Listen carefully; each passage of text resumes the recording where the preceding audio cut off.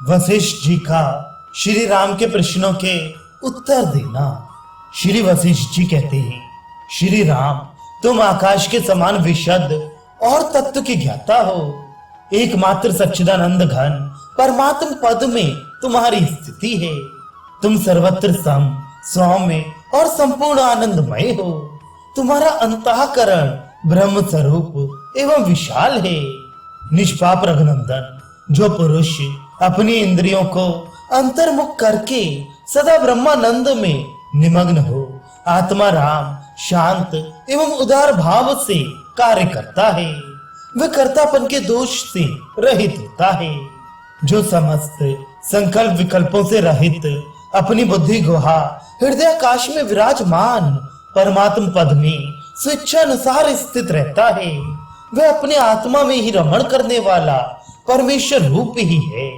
जो लोग सदा अंतर्मुख रहकर बाहर के कार्यों का संपादन करते रहते हैं, उनके जीवित रहते हुए भी उनके मन में उसी तरह वासना उत्पन्न नहीं होती जैसे जड़ पत्थरों में वह उत्पन्न नहीं होती।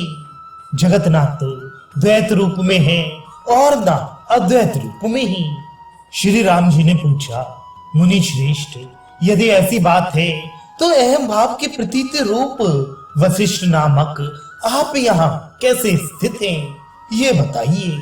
श्री वाल्मीकि जी कहते हैं, भरद्वाज, श्री रघुनाथ जी के इस प्रकार प्रश्न करने पर वक्ताओं में श्रेष्ठ वशिष्ठ जी आधे मुहूर्त तक चुपचाप ही बैठे रह गए। उनकी ये चेष्टा सुस्पष्ट ज्ञात हो रही थी।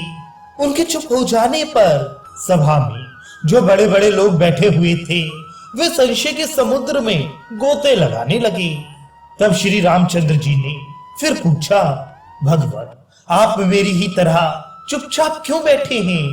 संसार में कोई ऐसा प्रश्न नहीं है जिसका उत्तर आप जैसे श्रेष्ठ पुरुष ना दे सकें। श्री वशिष्ठ जी ने कहा, निष्पाप रघुनंदन, मुझ में कुछ कहने की शक्ति ना होने के कारण मेरे पास युक्तियों का अभाव हो गया हो, ऐसी बात नहीं है। परंतु ये प्रश्न जिस कोटि का है उसमें चुप हो जाना ही इसका उत्तर है।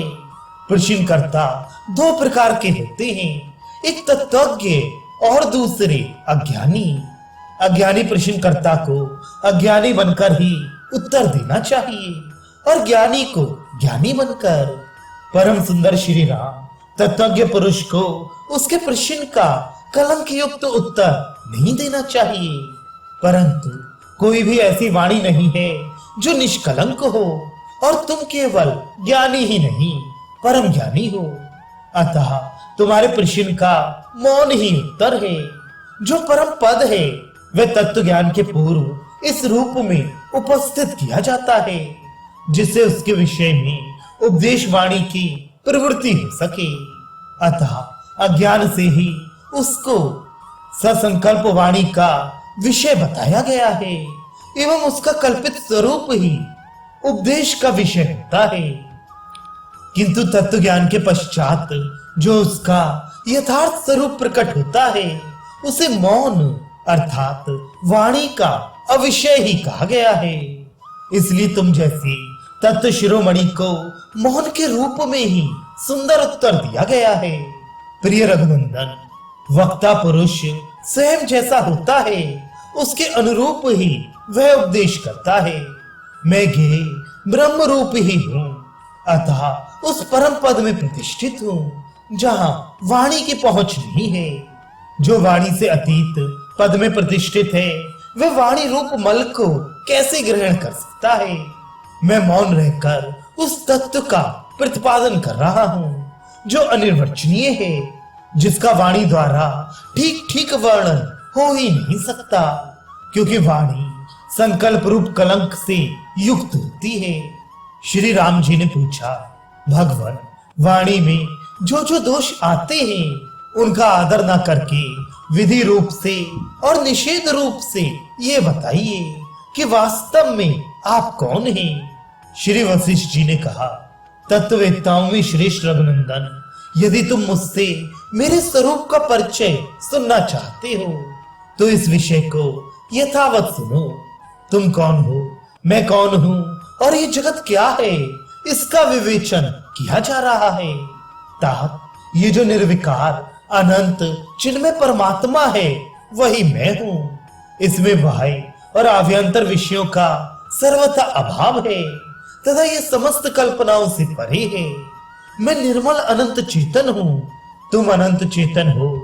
सारा जगत अनंत चेतन है और सब कुछ अनंत चेतन मात्र ही है।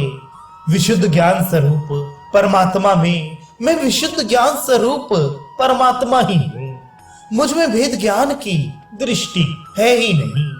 अतः मैं किसी भी वस्तु को अपने से भिन्न कहना नहीं जानता। जीवित रहकर व्यवहार परायण होता हुआ भी जो परम शांत है, उस ज्ञानी पुरुष की जो मुर्दे के समान स्थिति है, उसी को परम पद कहते हैं। जो बाहर भीतर के साधनों से रहित शांत अनंत साधन रूप और सम है, जिसे न सुख कहा जा सकता है न दुख, जो अहम भी नहीं है, तथा यत्र नान्यत् पश्यति इत्यादि श्रुति के द्वारा जिसके स्वरूप का निर्देश कराया गया है, वह कल्याण स्वरूप तत्व ही परम पद है। उसे मैं अपने से भिन्न नहीं समझता। वस्तुतः उसे दूसरा कोई नहीं जानता। लोकेशणा से विरक्त ज्ञानी पुरुष के द्वारा आत्मा में ज्ञातापन की भांति उसका स्वयं ही अनुभव किया जाता है। उस परम पद में न अहमता अर्थात मैंपन है, न त्वत्ता अर्थात तूपना, न अहमता का अभाव है और न अन्यता ही। वह केवल निर्वाण स्वरूप विशुद्ध कल्याणमय कैवल्य ही है। इस चेतन जीवात्मा का चैत्य विषयों की ओर उन्मुख होना ही चित्त रूपता है। यही इसका संसार है और यही महान कष्ट देने वाला बंधन है। चेतन जीवात्मा का चैत्य विषयों की ओर उन्मुख न होना ही अचेत्य रूपता है। इसी को मोक्ष समझो। यही शांत एवं अविनाशी परम पद है, जो दिशा और देश काल आदि की सीमा से बंधा हुआ नहीं है। ये शांत स्वरूप शांतात्मा परमात्मा ही सर्वत्र विराजमान है। उसमें चैत्य अर्थात दृश्य की संभावना ही नहीं है। फिर कौन किसका और किस प्रकार चिंतन करता है? ये जो मन बुद्धि आदि है, ये सब अंतर्मुख दशा में चैतन्य रूप ही है। मन बुद्धि आदि शब्दों के अर्थ रूप से भावित होने पर वे ही जड़ रूप मानी गई हैं। समस्त दृश्यों का बाद हो जाने पर जो विशुद्ध चैतन्य स्वरूप परमात्मा अवशिष्ट रह जाता है, उसमें और शून्य आकाश में क्या अंतर है? इसे साधारण लोग नहीं जानते, विद्वान ज्ञानी पुरुष ही जानते हैं। उनका कहना है कि वह परमात्मा चिन्मय और निर्तिशय आनंद स्वरूप है, इसलिए वाणी का विषय नहीं होता। जैसे अंधकार में देखने का प्रयत्न करने से नेत्रों में कुछ सशक्त रूप आभास दिखता है, उसी प्रकार ब्रह्म में जो आभास परिलक्षित होता है, वही यह जगत है। मैं अज्ञानी हूं। इस रूप में जो जीवों को अपने अज्ञान का बोध होता है, उससे सुरक्षित अज्ञान रूपी वायु का सहारा पाकर उनकी अविद्या अग्नि प्रज्वलित होती रहती है। फिर जब उन्हें मैं ब्रह्म हूं ये यथार्थ बोध होता है, तब वही वायु उस अविद्या अग्नि को दुर्बल पाकर बुझा देती है। अनावृत स्वप्रकाश निर्तिशय आनंद रूप से स्थित हुए तत्वज्ञानी पुरुषों की संसार के भान से रहित तथा दुख रूप क्षोभ से शून्य जो स्थिति है, उसी को मोक्ष कहते हैं और वही अविनाशी पद है। परमात्म ज्ञान के साथ सांसारिक पदार्थों के ज्ञान से युक्त हो मनुष्य मुनि बन जाता है, परंतु जो परमात्मा के अज्ञान के साथ साथ सांसारिक पदार्थों के ज्ञान से शून्य होता है, वह पशु एवं वृक्ष बन जाता है। जैसे सुषुप्त अवस्था में स्वप्न का लय हो जाता है, उसी प्रकार ज्ञान स्वरूप परमात्मा का यथार्थ ज्ञान होने पर उस तत्वज्ञ के समाहित अंतःकरण के भीतर सारे दृश्य प्रपंच का लय हो जाता है। फिर तो केवल अपना परमात्म स्वरूप ही लक्षित होता है। जैसे आकाश में नीलिमा की प्रतीति ब्रह्म मात्र ही है, उसी प्रकार कल्याण स्वरूप परमात्मा में पृथ्वी आदि 5 भौतिक जगत की प्रतीति ब्रह्म के सिवा दूसरी कोई वस्तु नहीं है। जैसे आकाश नील आदि वर्णों से रहित निर्मल है, उसी प्रकार शिव स्वरूप परमात्मा भी दृश्य प्रपंच से रहित एवं निर्मल है। जिस पुरुष की बुद्धि में यह निश्चय हो गया है कि ये सारा दृश्य प्रपंच असत मिथ्या ही है, वह समस्त विशुद्ध वासनाओं से युक्त होने पर भी उन वासनाओं से रहित ही है। सर्वव्यापी शुद्ध बुद्ध परमात्मा में कर्तृत्व और भोक्तृत्व का होना असंभव है। इसलिए यहाँ न दुख है, न सुख, न पुण्य है, न पाप, और न किसी का कुछ नष्ट ही हुआ है। जिस अहंकार में ये ममता बुद्धि होती है, वह भी 2 चंद्रमा और स्वप्न के नगर की भांति असत मिथ्या ही है। इसलिए सब कुछ निराकार एवं निराधार है। समस्त द्वैत से रहित तत्वज्ञ पुरुष व्यवहार परायण हो अथवा काष्ठ या पाषाण के समान निश्चल होकर चुपचाप बैठा रहे, सभी अवस्थाओं में वह ब्रह्म स्वरूपता को ही प्राप्त है।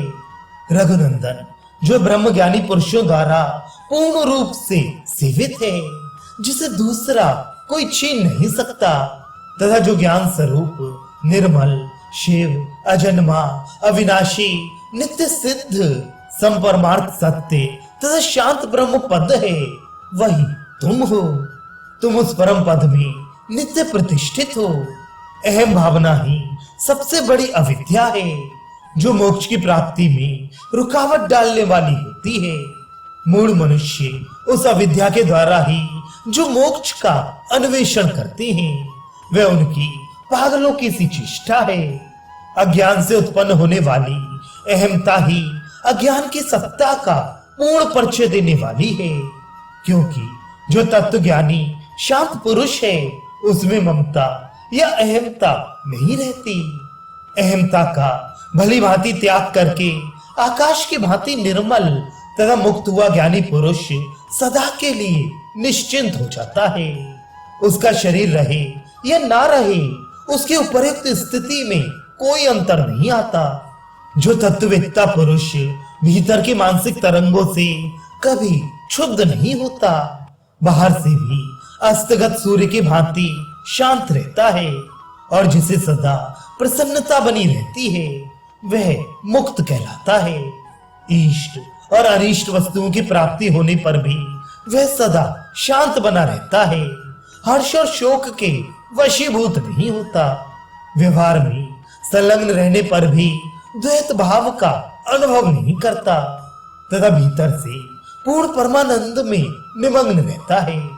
जैसे समुद्र में जल रूप आधार की सत्ता ही नावों या जहाजों को क्रय विक्रय की वस्तुओं का दुखद भार वहन करने के लिए अवसर देती है, उसी प्रकार जीव और जगत की जड़ सत्ता ही तृष्णा के पाश में बंधे हुए मनुष्यों को इस जगत में केवल दुख का भार वहन करने के लिए प्रेरित करती है। जो वस्तु संकल्प से प्राप्त होती है, वह संकल्प से ही नष्ट भी हो जाती है। इसलिए जहाँ इस संकल्प की संभावना ही नहीं है, वही सत्य एवं अविनाशी पद है। विचार करने से जिन पुरुषों के संपूर्ण विशेष भेदभाव शांत हो चुके हैं, उनके लिए केवल अहमता का नाश करने वाली मुक्ति का उदय होता है। उनका कुछ बिगड़ता नहीं। अज्ञानी पुरुषों मोक्ष की प्राप्ति के लिए भोगों के त्याग, विवेक विचार तथा मन और इंद्रियों के निग्रह रूप पुरुषार्थ, इन 3 के सिवा चौथी किसी वस्तु का उपयोग नहीं है। अतः अनात्म वस्तु का त्याग करके तुम लोग शीघ्र अपनी आत्मा की ही शरण में आ जाओ।